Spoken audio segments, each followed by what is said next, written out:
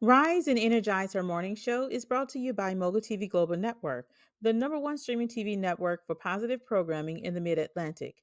To learn how you can energize your business and brand with media, visit www.themogulchannel.com.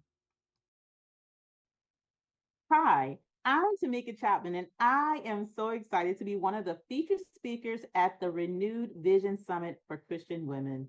I will be talking about overcoming fear and doubt, breaking barriers to success with faith.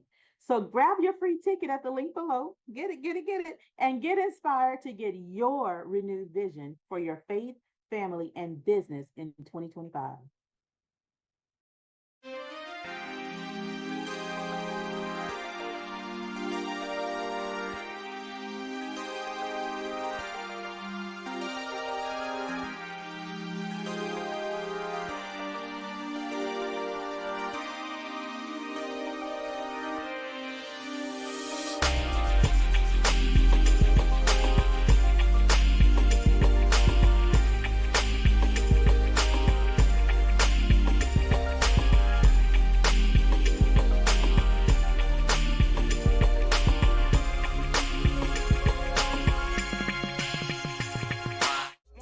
This one here really do it for you. Baby, you forget it. Yeah, baby, I'm in love for you. Baby, come down to that. Let me show you how I pull that for you.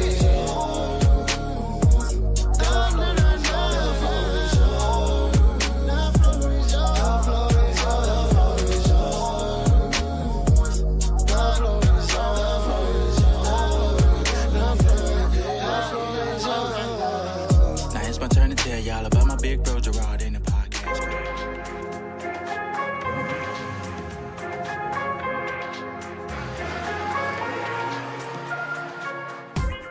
Hello, everybody, and welcome back to Mind Your Business. I am Ivori Claire, and thanks again for joining us.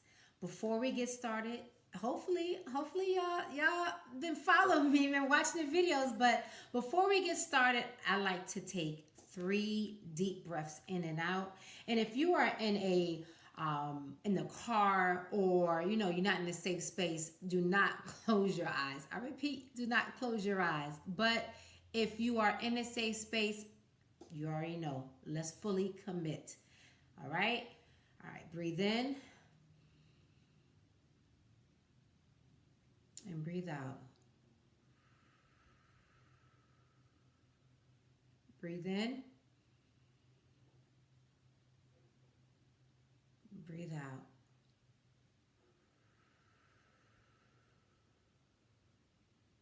Last time. Breathe in.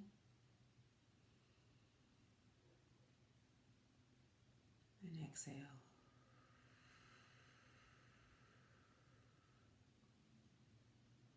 Feels good, doesn't it? It does. Happy Friday, everybody. We made it to Friday. Listen, I know sometimes I know the struggle. What it took to get here. So I'm just happy that y'all made it.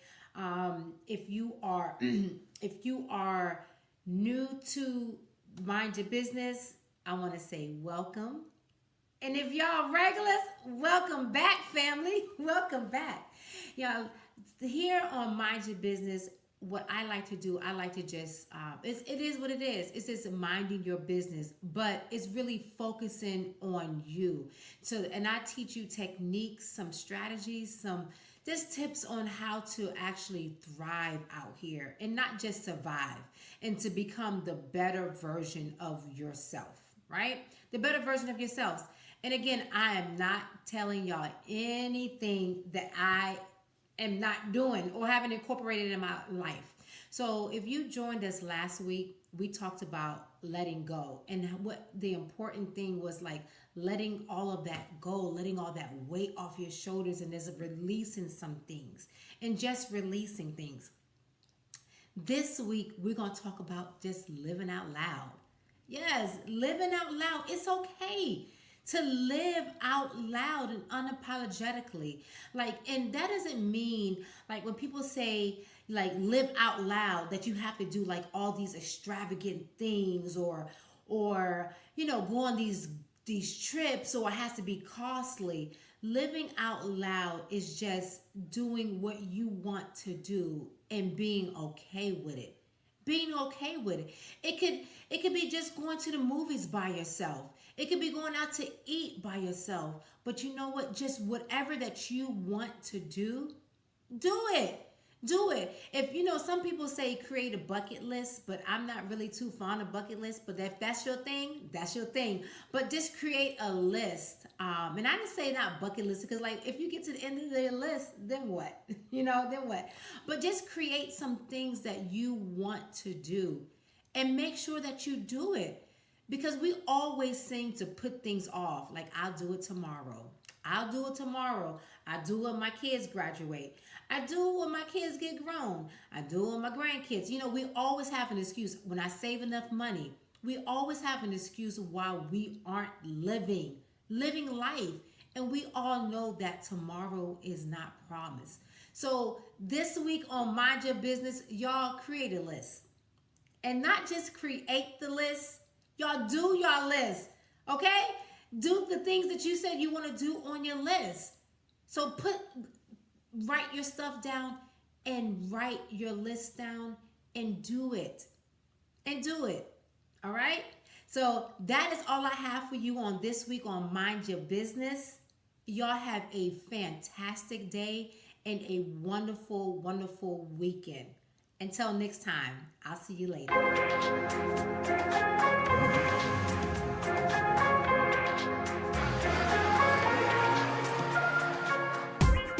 Waking up with stars in our eyes, we see the world through new sunrise.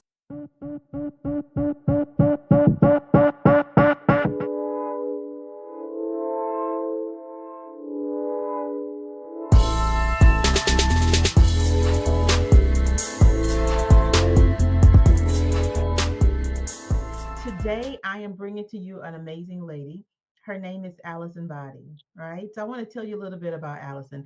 Allison she is a domestic abuse survivor that died for 33 seconds on April 8, 2017. She came back as a different person, full of purpose. It's now her life calling to help other women overcome their trauma and increase their confidence and self worth so they can build the life they deserve. So help me welcome Allison Body. Hi, Allison. How are you? Hello, hello. I'm doing well, and you? I am great. I'm great. And I am so excited to speak with you today. I'm so excited to speak with you. I know that your journey and what is that you're doing to help other women is going to definitely resonate with a lot of our listening audience. So before we get into the good meat of it, I want to take a trip back and talk about your journey to becoming, because I know that as I mentioned, as I mentioned you in your intro, you have a journey. You have a journey that actually led you to being that domestic abuse survivor. So can we talk about that for a moment? And let's just take a step back and just listen to your story of how did you become who you are. Yeah, definitely. And that's one of the biggest things is like learning to be vulnerable and open. So I'm an open book now because I know that my story will help somebody somewhere. Yes, yes, Yeah, so I was married for I think 4 years. I can't even remember. And and essentially, what I call him is a master manipulator. So he was one way while we were dating, and then once we got engaged, saw some red signs. But it was once we were married that it was, oh wow, not who I thought you were. yes, Um, I experienced a little bit of, everything, unfortunately. So a lot of emotional, mental abuse is where it started. And then it turned to, more physical. Um, and during that time, I really lost myself. I really lost who I was. And to avoid, like, the fights, to avoid, any of the abuse, I buckled under. So that was like my way of trying to survive that marriage of like I'll just change who I am, and I actually became to believe that I was the problem and that I was the one that was causing all of this. And I know that a lot of women, unfortunately, we begin to believe what is being told to us by our Yeah, abusers. And so yeah.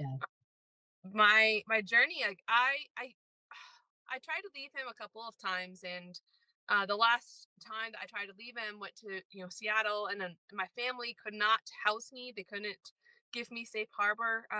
My siblings, they had children, and so they wanted to watch out for their children. And my mom, she came out to Savannah, Georgia, picked me up, and like we drove cross country to Seattle, Washington. But I also had two dogs that I refused to leave behind, and so her apartment wouldn't allow dogs. So when he came Oh, to Seattle, I had nowhere to hide. Um, and so, went back with him just because, I had nowhere to go. I was quite technically homeless at that point. oh wow. And so I went back, and at that point, it was like I was beaten. Like I tried to leave and I couldn't leave. And I was like, well, this is my life. I just have to learn to, really buckle under. And I was so unhappy. I was super depressed. And, really thought the worst things of myself. And, Mhm. um, you know, that was when I got pregnant. Unfortunately, wasn't trying to, and cried when I found out I was pregnant. And it ended up being ectopic Oh no. and he refused to take me to the hospital. He tried telling me that I was just trying to kill his child. And I woke up that morning. It was April 8th, 2017. I will never forget. I remember seeing the time. It was 7:30 in the morning, like right on the dot. And I felt a pop in my abdomen and just was instantly agonizing pain. And for hours, he refused to take me to the hospital. So I didn't even get to the hospital until about 5 hours later. And then the hospital unfortunately believed him over me.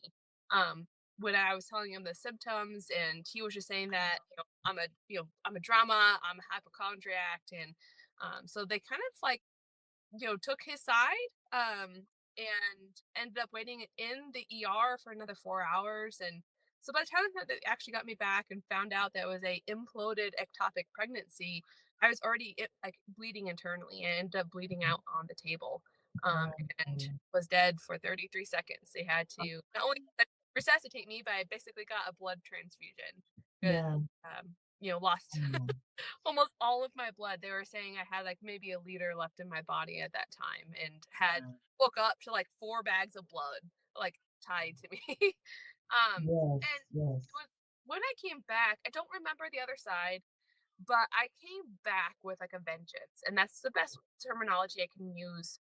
Um, he no longer really had power like over me at all, and that was something new for me. So like he would tell me things, and I'm just like, whatever, like you can believe what you want to believe, but I know myself. And that's when I started fighting back, and it became a like, you don't have power over me, you can say what you want. And I didn't let it affect me, and because I wasn't giving him what he wanted, we stopped having sex, like we stopped like all the things, and I just avoided him. It turned into a whole situation of like, well, maybe you aren't the one for me. And I was trying to leave him all this time, and it was tough, and finally got to the point where I was able to leave, and he agreed to sign divorce papers. And I'm like, you know what, I need to like help others, and first I needed to help myself. And though I came back with a different person, I knew that I still needed to address that trauma. So I went to therapy. um, but the missing piece that I noticed, at least for me, is that I didn't feel like super self confident again. I still felt like my worth wasn't there, and those things would come back and haunt me. I still had fears, not necessarily for my well being, because was never going to let that happen to me again, but fears about like my body, and like the fact that I may not be good enough for somebody. And so I did a lot of work. It took me about Right. 2 years to really work through that. And during that time, I changed my bachelor's degree to more of that health and fitness focus, and then got my certification in health coaching. Worked as a health coach, but it didn't touch on the competencies that we needed. That's when I got my therapeutic art life coaching certification, and I did a lot of continuing education to really dive into, so this is what I did and how does it translate to what they're teaching, and found that like what I was doing for myself and working to change my beliefs and change my thought patterns is what they teach. I'm like, wow, like this aligned so perfectly with what I did, and I know that it's going to help so many others. And so that's kind of where I am at now, of teaching others to change your thought patterns and your beliefs. I love that, Allison.